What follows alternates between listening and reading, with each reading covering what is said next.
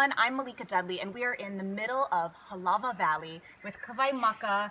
His family has been living here for 50 generations, and he's about to give us an amazing lesson about the kukui nuts. All around us as you walk up the trail, because people keep on constantly asking me, what are these nuts? What are these nuts on the ground? Yeah. So basically, kukui nuts. Now when you pick the pot off of the tree, if you break the pot open, a lot of people says, where's the nut? These are where the nuts are hiding. So these would fall to the ground, decay, and out comes your kukui nut on the inside. And people says, but they're white ones, they're black ones. They actually come out black. But as longer they sit on the ground, they grow lichen on them and other things, so it changes the color. Nice. So the word kukui basically means light. So in our culture, this is how we make our candles. So we take these nuts in our culture, we set them out in the, well actually we put them inside a pond of water. The nuts that sink, we keep. The nuts that float, we throw away like farmers would eggs.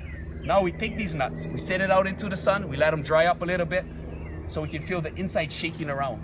And once you feel the inside shaking around, these ones shaking. This one I might get it because I haven't set anything out yet. But after we set it in the sun and it dries off and we can feel the inside shaking around, what we do is we crack it open.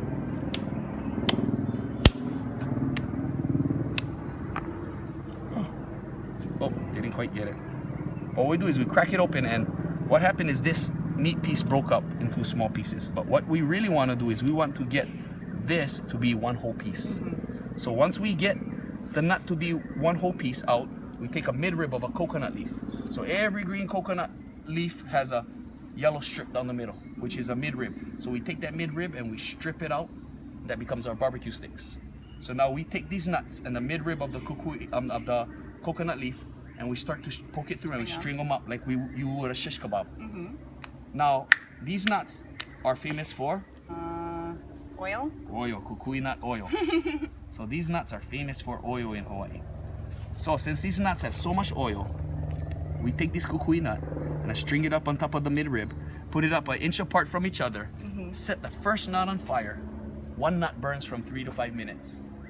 And right before that oil right before the nut dies out, the oil from the first nut will drip down to the second nut, catch on fire and continue on down the chain just like it would a candle. So that is why in our culture the word kukui means light. Cool. So can you eat it? Yes, you can eat it. So you can try. So kukui nut, almost like back nuts. Good. How come you don't see people selling kukui nuts? Well, we also call it the 1, 2, 3 nut. See, what we're doing, eating a little bit of it, eating one nut is alright. You eat 2 nuts, you okay? You eat 3 nuts, Hawaiian laxative. She's like, oh no.